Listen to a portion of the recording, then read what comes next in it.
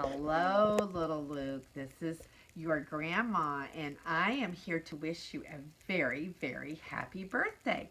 And with me to wish you a happy birthday is little Ruth and little Uriah. And do y'all want to sing happy birthday to Luke? Happy birthday to you. Happy birthday to you. Happy birthday, dear Luke. Happy birthday to you.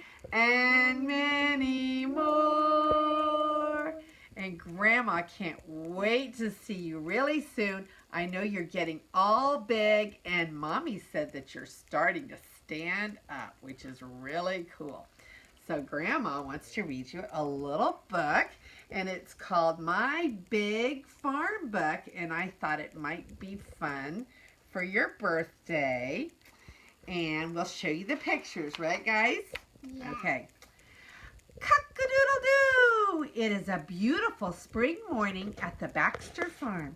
Rise and shine, Father Baxter calls out cheerily, just in case some Baxters didn't hear the rooster. Mother Baxter and Father Baxter have been up for a whole hour. They've been busy chopping wood for the wood-burning stove and making breakfast. Now the good smell of bacon frying on the griddle travels upstairs. Daughter Josie and son Jamie and Grammy and Grandpa hurry and put on their clothes. It is breakfast time.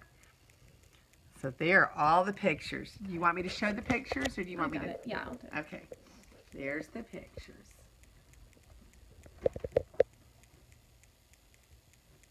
All right. Now let's read page 2. After breakfast, there are chores to be done. While Father Baxter milks the cows, Jamie goes to the chicken coop to collect the eggs. Then he feeds and waters the chickens. And the Baxter farm has dozens of chickens, but it isn't a poultry farm. It has pigs and cows too, but it isn't a piggery or a dairy. The Baxters have a family farm. A family farm raises many different products. Some products like strawberries and pumpkins the Baxters take to market. Other products like tomatoes and chickens the Baxters raise just for family use. Looking after the pigs is Josie's favorite chore. Josie knows each of the pigs by name. Penny the piglet is her special favorite. Every day, Josie cleans and scours the cement floor of the pig house, and Mother Baxter dumps ears of corn and fresh table scraps into the pig's trough. Pigs are really very neat eaters. On hot summer days, they cool their delicate pink skins with cool, clean mud. But in spring, they prefer to pass their time in nice, tidy pens. Did you get the pictures? Mm-hmm. Okay. Spring is a time for new life. There are tiny green buds on all of the trees. Up through the mud sprouts new grass. The clover is out. Something else is happening too. Babies! Everywhere the Baxters look, it seems there are babies being born or following in line behind their mothers. At the pond are baby chicks, called ducklings. High up in a tree are baby owls, called owlets. Baby pigs are called piglets. Baby cats are called kittens. Baby geese are called goslings. And a baby horse is called a colt. And a baby chicken is called a chick. And a baby cow is called a calf. And I know at Luke's house, they have lots of baby chicks. Spring is also the time for planting. This year's corn crop has to be in. The Baxters grow corn for animal feed and for people feed too. And the field the Baxters are planting corn in this year was left bare or fallow last year. This gave the soil time to regain some of its richness. Plowing is the first step in planting. Pulling the plow behind the tractor. I know Luke likes tractors a lot. Father Baxter turns up the soil to make a bed for the seeds.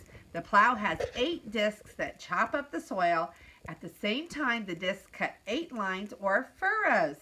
After the furrows are dug, the corn seeds can be planted.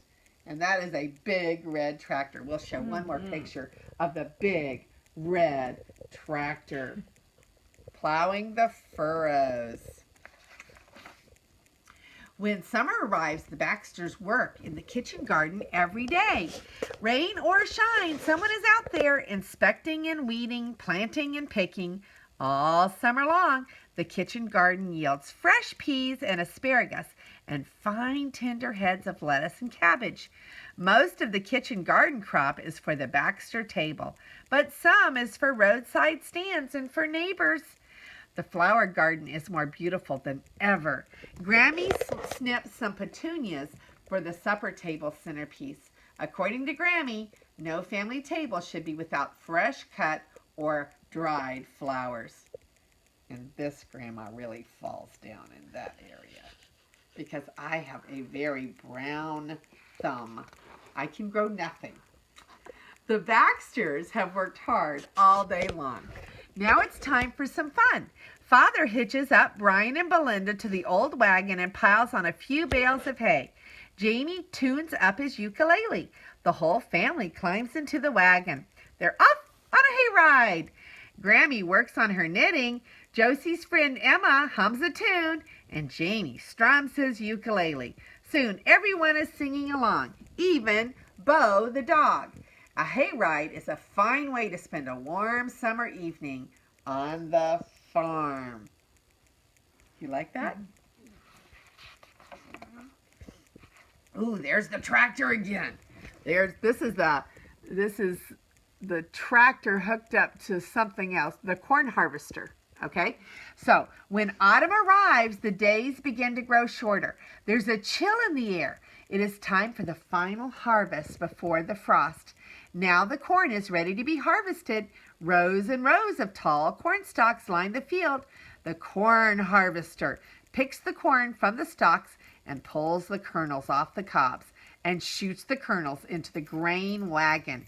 At the processing plant, the corn will be turned into cornmeal and corn flour. Vegetables from the garden are picked and trucked off to roadside stands. The whole field of pumpkins must be picked by hand. Jamie and his friend carve their jack-o'-lanterns right in the field. That way, there is no need to spread newspaper, and the seeds they spill this year will be big, fat pumpkins next year. Autumn is also the time of year for the county fair. Every year, the Baxters enter some of their farm projects in the contest and exhibits. The fair is like a circus, an amusement park, and a 4th of July picnic rolled into one. There are enough activities to keep all the Baxters busy for the 3 days and nights of the fair. Grammy and Grandpa are flattered as usual to receive the first prize ribbon for the grand size quilt they made, king size quilt they made. Father Baxter can't resist trying his hand at the greased pig catching contest. Oh my, that sounds messy. No matter how much you love pie, a pie eating contest can make a person tired. After 3 days, the Baxters are tired but pleased. It's time to return to the farm. Do you remember Grandma and Grandpa having a pie eating contest at the school? You remember watching that? We had little bitty pies, but they have really big pies in their pie eating contest. I think I would be really fat, probably a little sick. Do you think? Winter has come to the Baxter farm. Winter chores are mostly indoor chores. Almost all of the animals stay in their houses. The houses must be kept clean and warm. Machinery needs mending and upkeep. Blades need to be sharpened and parts oiled and outsides painted with rust-proof paint. Grandpa and Father spend time in the smokehouse, curing sides of ham and beef and bacon. Ooh, that's making me hungry. But some winter activities are just plain fun. The hills and the pasture are just right for sledding. The deep snow on the fields is perfect for snowshoeing. In late winter, the Baxters collect sap from their maple trees. The pond becomes a wonderful skating rink, and Jamie even does a little winter ice fishing. Do you see him fishing on the ice there? And there's the tractor again. See, Luke? There's the tractor. Outside, it is a cold winter night, but inside it is warm and peaceful around the fire. Grammy and Grandpa are making a new quilt, and Josie plays jacks with Julius the cat, and Mother and Jamie catch up on their reading. Father begins to yawn. "Time to hit the sack for me," he says, rising and stretching. One by one, the Baxters will go off to bed. One by one, the house lights will go out. Soon, the whole house will be hushed, and soon the whole family will be in a deep, satisfied, exhausted sleep. And that is the end of our story. They're all going to bed, and because they have to get up pretty early on the farm, don't they? Work on the farm starts really early, doesn't it? Mm-hmm. I know my grandpa got up while it was still dark. So Luke and Ruth and Uriah, just want you to know that my granddaddy was a farmer. And what does that make him to you? He is your great